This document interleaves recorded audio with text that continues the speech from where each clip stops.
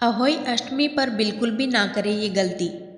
अहोई अष्टमी हिंदू समुदाय विशेषकर माताओं के लिए गहरा और सांस्कृतिक और धार्मिक महत्व रखती है। अहोई अष्टमी का व्रत माताएं अपने बच्चों की भलाई और लंबी उम्र के लिए देवी अहोई माता का आशीर्वाद और सुरक्षा पाने के लिए करती हैं। अहोई अष्टमी एक महत्वपूर्ण हिंदू त्यौहार है जो बच्चों की तरक्की और दीर्घायु के लिए देवी अहोई और अहोई माता का आशीर्वाद पाने के लिए मनाया जाता है। इसे माताएं बड़ी श्रद्धा और प्रेम से मनाती हैं। अहोई अष्टमी हिंदू कैलेंडर के अनुसार कार्तिक महीने के कृष्ण पक्ष की अष्टमी तिथि को आती है। ये दिन बहुत ही महत्व रखता है क्योंकि माताएं देवी का आशीर्वाद प्राप्त करने के लिए विशेष अनुष्ठान, उपवास और प्रार्थना करती हैं। तो आइए जानते हैं इस साल कार्तिक माह के अहोई अष्टमी व्रत की तिथि, मुहूर्त और महत्व के बारे में। अहोई अष्टमी 2023 तिथि और समय। 2023 में अहोई अष्टमी रविवार 5 नवंबर को मनाई जाएगी। अष्टमी तिथि का समय 5 नवंबर दोपहर 1 बजे से शुरू होकर 6 नवंबर सुबह 3:18 तक रहेगा। अहोई अष्टमी पूजा मुहूर्त 5 नवंबर शाम 5:42 से शुरू होकर 5 नवंबर शाम 7 बजे तक है। तारों को देखने का समय 5:58 पर है। अहोई अष्टमी का महत्व। अहोई अष्टमी हिंदू समुदाय विशेषकर माताओं के लिए गहरा सांस्कृतिक और धार्मिक महत्व रखती है। अहोई अष्टमी का व्रत माताएं अपने बच्चों की भलाई और लंबी उम्र के लिए देवी अहोई माता का आशीर्वाद और सुरक्षा पाने के लिए करती हैं। ऐसा माना जाता है कि देवी बच्चों के स्वास्थ्य, खुशी और समृद्धि की रक्षा करती है, उनकी वृद्धि और विकास सुनिश्चित करती है। अहोई अष्टमी का व्रत एक माँ और उसके बच्चे के बीच गहरे रिश्ते के बारे में है। माताएं अपने बच्चों के कल्याण के लिए अपने गहरे प्यार, भक्ति और प्रतिबद्धता को व्यक्त करने के लिए कठोर व्रत रखती है। अहोई अष्टमी परिवारों और समुदायों को एक साथ लाती है क्योंकि वे उत्सव में शामिल होते हैं। माताएं अपने अनुभव का साझा करती हैं, आशीर्वाद का आदान प्रदान करती हैं और एक दूसरे का समर्थन करती हैं। ये त्यौहार समुदाय के सदस्यों के बीच एकता, सौहार्द और आपसी सम्मान की भावनाओं को बढ़ावा देता है। जैसे करवा चौथ व्रत पति की सलामती और लंबी आयु के लिए होता है, उसी तरह अहोई अष्टमी व्रत संतान के जीवन, दीर्घायु, उज्जवल भविष्य के लिए रखा जाता है। तो आइए जानते हैं अहोई अष्टमी के दिन भूलकर भी कौन से काम नहीं करने चाहिए। अहोई अष्टमी के दिन व्रत रखने वाली महिलाओं को क्या नहीं करना चाहिए। महिलाएं इस दिन अपनी संतान के लिए देवी अहोई या अहोई माता से मन्नत मांगती है और निर्जला व्रत रखती है। शाम को तारों को देखने के बाद व्रत खोलती है। व्रत करने वाली महिलाओं को इस दिन धारदार वस्तुओं का इस्तेमाल करने से बचना चाहिए। इस दिन सुई, चाकू जैसी किसी भी नुकीली वस्तु का इस्तेमाल नहीं करना चाहिए। इस दिन मिट्टी खोदना भी वर्जित माना गया है। हिंदू धर्म में व्रती महिला को अहोई अष्टमी के दिन के समय सोना नहीं चाहिए। पूरे दिन माता का ध्यान करें, ऐसा करने से व्रत का पूरा फल मिलता है। शाम को तारों को अर्घ देते समय महिलाओं को धातु का ध्यान रखना चाहिए। इस दिन स्टील से बने लोटे का इस्तेमाल करें। इस दिन तांबे का इस्तेमाल वर्जित है। व्रत करने वाली महिलाएं पूरे दिन अच्छे विचारों को मन में लाएं, किसी के साथ बुरा व्यवहार ना करें। इस दिन अपनी वाणी पर नियंत्रण रखें। महिलाएं ना करें मिट्टी से जुड़ा कोई काम। अहोई अष्टमी के व्रत के दिन महिलाओं को मिट्टी से जुड़ा कोई भी काम नहीं करना चाहिए। इसके अलावा भूलकर भी खुरपी का इस्तेमाल भी नहीं करना चाहिए। अहोई अष्टमी के दिन ऐसा करना बहुत ही अशुभ माना जाता है। हिंदू धर्म में हर पूजा से पहले भगवान गणेश की पूजा होती है और अहोई अष्टमी की पूजा शुरू करने से पहले गणेश जी की पूजा करने का भी विशेष महत्व है। अहोई अष्टमी पर अर्घ के लिए कांसे के लोटे का भी इस्तेमाल नहीं कर सकते। इसके अलावा महिलाएं गहरे नीले और काले रंग के कपड़े नहीं पहनने चाहिए। पूजा में सारी सामग्री होनी चाहिए। अहोई अष्टमी की पूजा में पूजा की सारी सामग्री नई होनी चाहिए। पहले इस्तेमाल की गई पूजा सामग्री का इस्तेमाल नहीं कर सकते। इसके अलावा फूल, फल और मिठाई ताज़ा होनी चाहिए।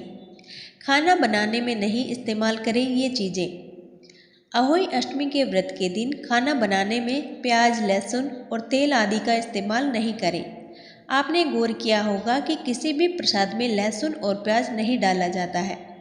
कहा जाता है कि लहसुन की उत्पत्ति राक्षस से हुई थी, इसलिए पूजा पाठ के किसी भी काम के लिए इसका इस्तेमाल नहीं किया जाता है। गलती से भी घर में किसी बड़े बुजुर्ग का इस दिन अनादर ना करें। अहोई अष्टमी के व्रत में जिस करवे में जल भरकर रखा जाता है वो वही करवा होना चाहिए जिसका उपयोग आपने करवा चौथ पर किया है।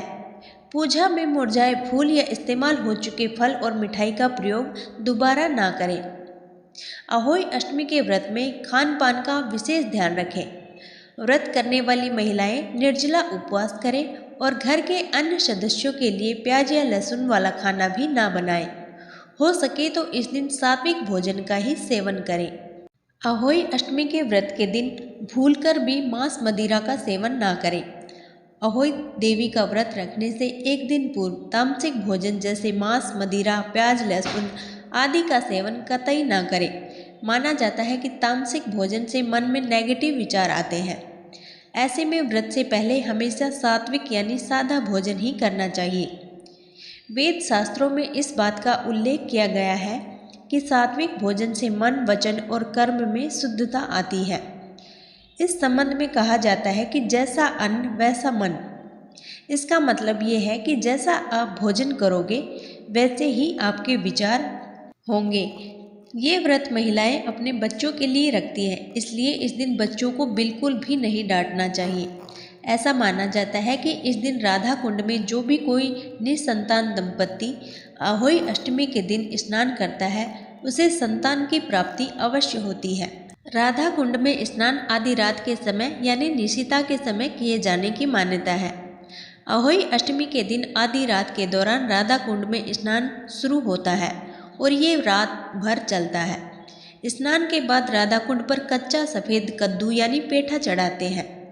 देवी को चढ़ाए जाने वाले इस प्रसाद को यहाँ पर कुसमांडा कहा जाता है। कुसमांडा का भोग लगाने के लिए उसे लाल रंग के कपड़े में लपेटने की परंपरा है। इसके बाद जल्द ही संतान प्राप्ति के लिए देवी राधा रानी का आशीर्वाद लेने के लिए दंपत्ति पानी के टैंक में खड़े होने के बाद पूजा करते हैं और कुसमांडा सफ़ेद कद्दू देवी को चढ़ाते हैं। जाने राधा कुंड का महत्व। कान्हा की नगरी मथुरा में स्थित इस राधा कुंड का यूँ तो काफ़ी महत्व माना गया है, लेकिन अहोई अष्टमी के दिन इस कुंड का महत्व कई गुना बढ़ जाता है। मान्यता है कि अहोई अष्टमी के दिन मध्य रात्रि में अगर कोई भी निसंतान दंपत्ति इस कुंड में पूरी श्रद्धा के साथ स्नान करता है तो उसे पुत्र रत्न की प्राप्ति अवश्य होती है। जानिए कैसे बना राधा कुंड। बताया जाता है कि कृष्ण के द्वारा भीमकाय दानव का वध करने के बाद राधा ने उन्हें कई पवित्र नदियों में स्नान कर अपने पाप धोने के लिए कहा था। तब कृष्ण ने उसी जगह पर जोर से अपना पैर पटका जहाँ पर वे खड़े थे। इसे राधा जी द्वारा बताई गई सारी नदियाँ वहाँ से उत्पन्न हो गई और वहाँ पर एक कुंड बन गया। भगवान कृष्ण ने इस कुंड में स्नान किया। इस कुंड को श्याम कुंड के नाम से जाना गया, लेकिन कृष्ण के इस शक्ति प्रदर्शन से राधा बेहद ही क्रोधित हो गई, जिसके बाद उन्होंने अपनी सहेलियों गोपियों के साथ मिलकर अपनी चूड़ी कंगन की मदद से एक गड्ढा खोदकर और उसमें मानसी गंगा का पानी भर दिया। इस तरह गोवर्धन के पास एक विशाल झील बन गई, जिसे राधा कुंड यानी कंगन कुंड के नाम से भी जाना जाता है। राधा जी ने जिस दिन इस कुंड को बनाया वह अहोई अष्टमी का ही दिन था। ऐसे में इस दिन के बारे में ये वरदान भी दिया गया है कि इस दिन जो कोई भी व्यक्ति अपनी पत्नी के साथ राधा कुंड में स्नान करेगा उसे संतान सुख अवश्य प्राप्त होगा। अब सुनते हैं अहोई अष्टमी व्रत की कथा। एक साहूकार के 7 बेटे और 7 बहुएं थी। साहूकार की एक बेटी भी थी। एक बार उसकी बेटी अपनी 7 भाभियों के साथ मिट्टी लाने जंगल में गई। जैसे ही वह मिट्टी खोदने लगी, मिट्टी का खुरपा चलाते वक्त बेटी से एक शाही का बच्चा मर गया। जब स्याहू ने देखा तो गुस्से से कहा कि मैं तुम्हारी कोख बांधूंगी। साहूकार की बेटी ने सब भाभियों से विनती की कि वो मेरी जगह अपनी कोख बंधवा ले। तब सभी भाभीयों ने अपनी कोख बंधवाने से मना कर दिया, लेकिन छोटे वाली भाभी कोख बंधवाने के लिए तैयार हो गई और उसने अपनी कोख बंधवा ली। छोटी भाभी का जो भी बच्चा पैदा होता वो 7वें दिन मर जाता। ब्राह्मण से उपाय पूछा गया तो उसने कहा कि सुरही गाय की सेवा करो। छोटी भाभी ने गाय की काफ़ी सेवा की तो गाय प्रसन्न होकर उसे स्याहू के पास लेकर चल पड़ी। वहाँ स्याहू माता ने छोटी बहू की सेवा से प्रसन्न होकर उसे 7 पुत्र और 7 बहू होने का आशीर्वाद दिया। स्याहू के इस आशीर्वाद से छोटी बहू का घर पुत्र और पुत्र वधुओं से हरा भरा हो जाता है। जिस प्रकार स्याहू माता ने छोटी बहू को आशीर्वाद दिया, वैसे हम सबको भी दे। तो दोस्तों, आज की वीडियो में बस इतना ही। वीडियो पसंद आई हो तो वीडियो को लाइक और हमारे चैनल को सब्सक्राइब ज़रूर करें। धन्यवाद।